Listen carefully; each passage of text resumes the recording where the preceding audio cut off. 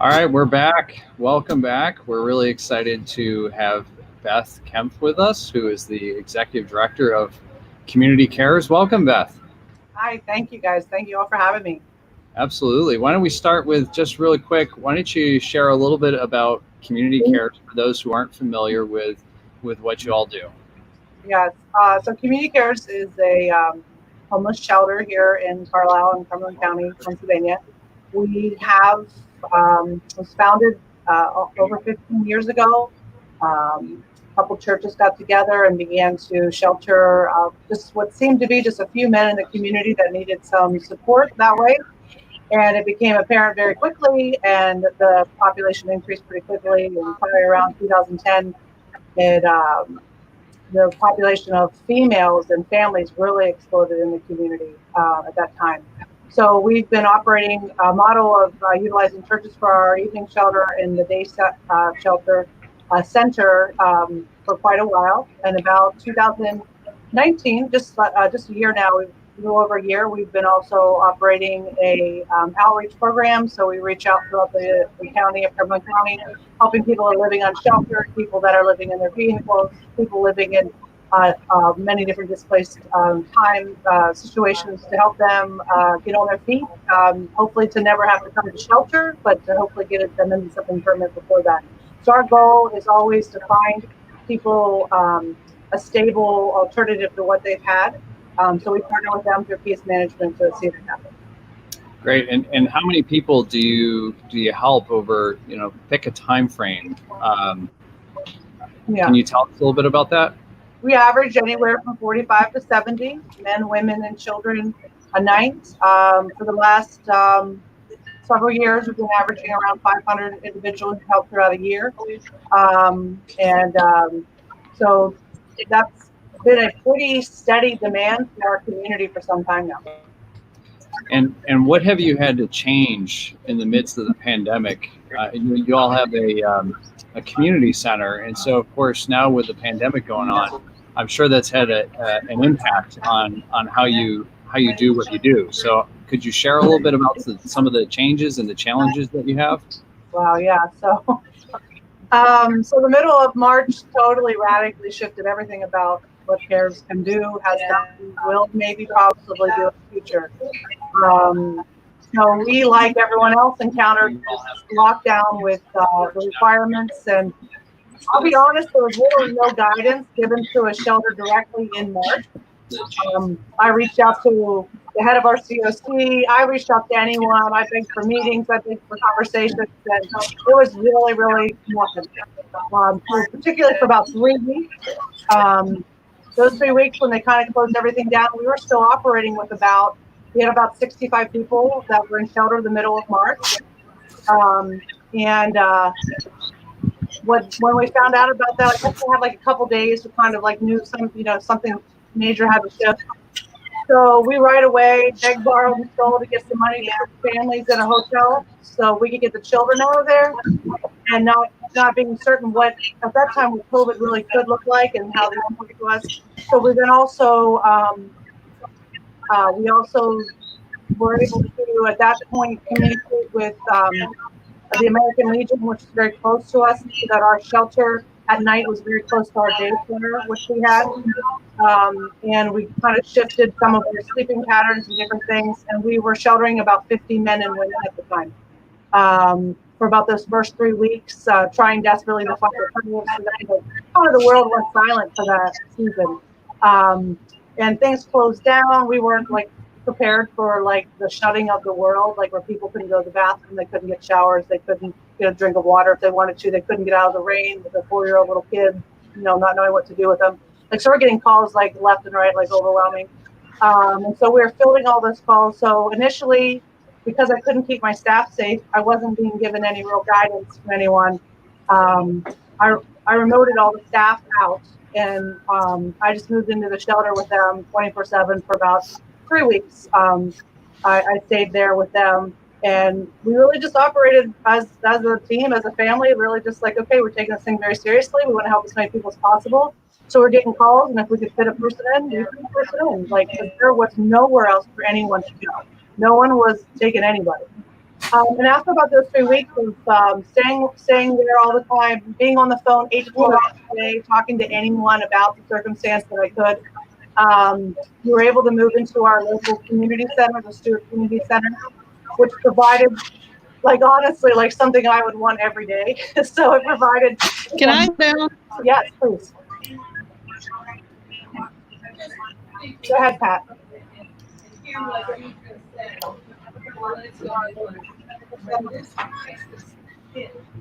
Nobody knew what to do. But homeless people still moved. I just started, and crisis hit, and nobody knew what to do. 24/7 for 3 weeks. The most important issue in your life. 3 weeks. You made everybody else's issue the most important issue in your life. Yeah. I just think that's just so remarkable, and I want to thank you. And I know that the people who were there, And I know you're going to say who had a place to go, they had to be so grateful that you were there. And I just think, you've been doing the heavy lifting in this community, in this pandemic.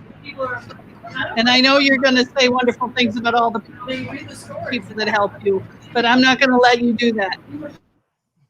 I'm going to tell you, really, any less spectacular, those people would have had no way to go.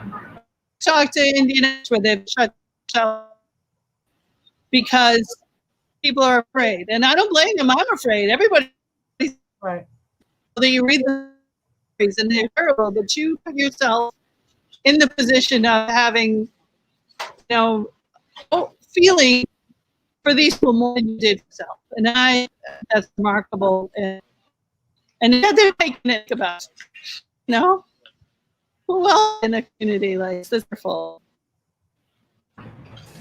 So now you can rate stuff on other things, but I want everybody to take a minute and realize that sacrifice was. Now you have not been into families now. Is that are you just serving single adults and adults? So what is families with children now in this community? I'm sorry, your question's a little bit muddled. I think you're asking if you're still just serving singles and what's the situation with families. Is that your question? What happens now for a family when they can't go to cares anymore? Right. What's happening for families? Yeah, that is the question. So not only did we have to postpone families, we also had to now, because we are no longer able to be in this. Right. And now for a family, when they can't go to care anymore, what happened to those families? Yes. So we had some funding. We were able to help with hotels. We reach out to every organization that has the same type of funding, and we try and work with them through our outreach program. We work with quite a few. If they can, so that they can help get them housed. But it's not good. I mean, there's not a lot. Like we are meant to be a really short-term stabilizer, and then to get them connected to the next right step. There's a little bit of, people aren't as mobile, and they're very, obviously if they can stay where they're at. And we haven't had the moratorium lift yet, so we haven't seen that.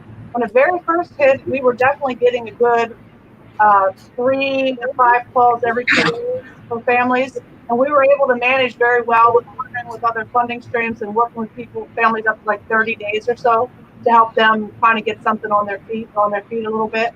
But as far as a shelter, we depend on we have them to the only other shelters in our community. We work with Safe Harbor, we work with Family Promise, and then we just called anybody else, but for a while nobody was taking anybody in, so we weren't getting any kind of help that way. So we worked out really great partnerships with hotels and just continued to work with them. And so we would say to a funding stream, well, if we can pay for 2 weeks, can you pay for 2 weeks? And then we just kept going along like that until we were able to work on a solution. And our outreach team would be like really prioritized over all of our people because there was nowhere else for them to be. So if we had any opening of a place, we would push for those families to get into. And we continue that now. So, Beth, I want to ask you about the moratorium a little bit more, and it's been extended to August 21st. Thanks to the governor for doing that. I'm wondering what your concerns are when we hit August 22nd, if that's not extended further, and how you might be preparing for what that might mean. Yeah. Well, I'm immensely concerned. We have prepared in a couple ways. We've prepared in gaining funding and starting to build more of a coalition for homeless prevention providers in our county so that we can be really partnering together on that. We're working on that more. So we're all gaining funds for that to avoid people losing their place where possible. But I wish I could say I had a plan. I don't, because we're still desperate for a place. We are, as of last week, I lost my overnight place for everyone to sleep at. Fortunately, unfortunately, we're fortunate that we can continue. We've had to whittle our numbers down to 35. And the American Legion had to close because of the closure of the bars. So they have been willing to, we're just going to come up with an agreement this week that we can lease the American Legion so we can at least continue that. We are working desperately to get a long-term solution, and honestly, nothing. I mean, since March, been working extra aggressive on it, and nothing. I got a phone call on Tuesday from someone. There's a little chance, and it's going to require a lot more work on my part, but a little chance that we might have the beginnings of something permanent for us. I also have a possibility of being able to do what's called a master lease of an entire apartment built complex type of thing that can house total. It's going to house it'll have 8 different units. That my primary goal would be families would all go into that place, and we would continue to work with them as we do now, but it wouldn't be on our site. It would be off site. So we're reaching for anything and everything, and sometimes circumstances like this come in like this so that you have to do something different. So the question we want to ask, and Pat's got a little bit of a issue with the signal right now, and so she's kind of feeding me some questions too. What can people do to help you get the place that you need? Well, I mean, one thing is we applied for some funding for it, and we were kind of told hey, it's pretty guaranteed you're going to get it. We didn't get it.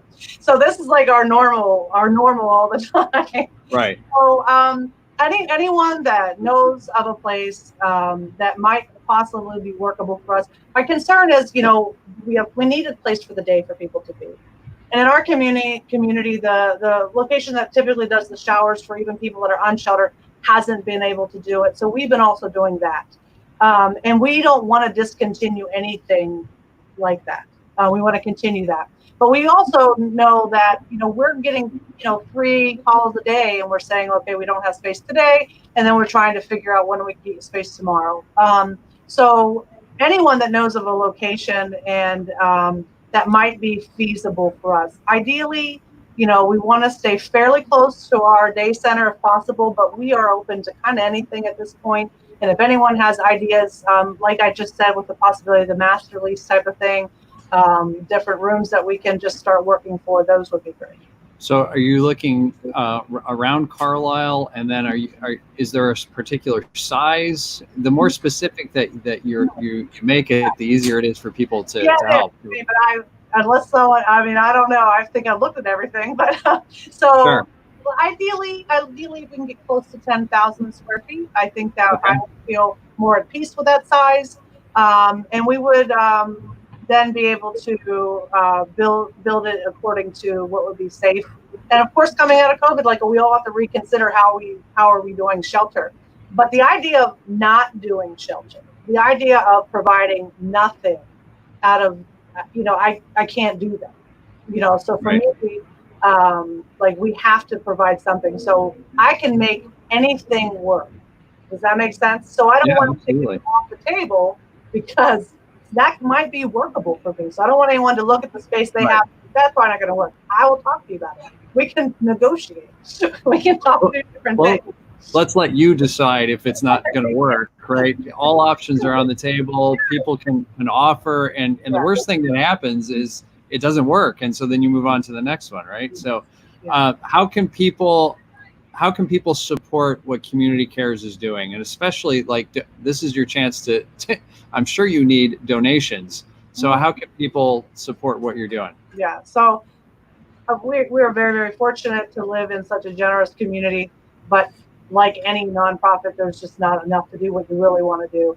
The two things that we really work on is shelter, and to be able to provide for them, and for the outreach program. So we're looking for two things, because we have to diversify how things. If you want to physically be involved, of course we have to change how that is. But if you want to physically be involved, we have a couple ways that we're starting to build some new things, and outreach is one big piece of that. We've added another employee that's helping us with outreach, so we're expanding that. We're going to continue to expand that.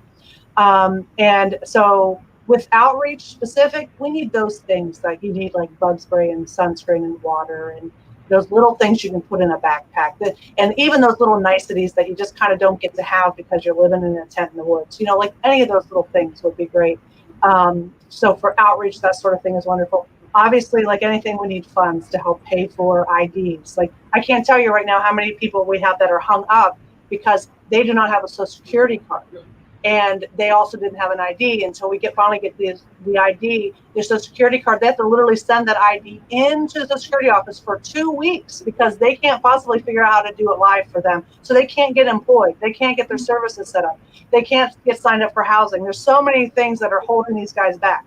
You know, I want to interrupt you for a minute. When you're saying things like that, and I hear these type of things also because we work with a lot of folks, the same folks that we try to connect with you. Sure. I think that I just want to emphasize how broken of a system that we have, that people have to go through hoops in order to have basic survival things. I mean, we're supposed to be the richest country in the world, and this is how we treat our own folks. I mean, I don't want to get on a rant or anything, but we've got some serious problems, and I be the first, and I know Pat, we both appreciate what you do and the hard work you do.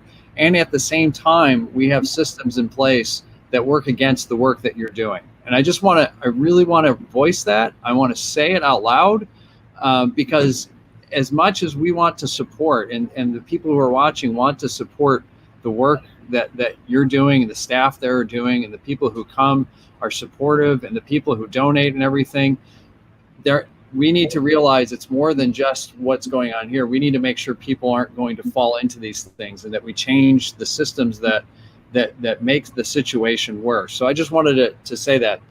Yeah. Sorry to interrupt you, but I think it's just something that really needs to be said. We have to work around, and I can go on for days. And then, if you're interested, you can check us out on morethanshelter.org, MORETHAN shelter.org. And learn more about what we're going through, what's going on. You can reach us at 717-249-1009. You want to reach out to the Cumberland Street Reach, 717-448-8850. And we have places where people can sign up to help prepare meals. We're always on our Facebook page putting, like, when we have a specific need, like someone needs a pair of shoes. People come in with no shoes on their feet sometimes. Like, these things all happen. Or they've lost everything. For different reasons. We've had several house fires during COVID time, and it's the most tragic thing to me. They end up in a shelter. They lost their whole homes, so like there's so many things, they lose everything. So any way that people can support that way, if you want to help us on a regular monthly basis, that's helpful. If you want to specifically say, I want to help you find a building, let me know. I'll chat about it all day. Wonderful. Well, thank you very much, Beth. On behalf of both Pat and I, we thank you again for all the work that's going on. We will post the information that you just gave on our Facebook event page, and just keep up the good work. Make sure you get a rest too. That's really important because it can be exhausting. So thank you very much, and we're going to take a short break, and we'll be back on shortly.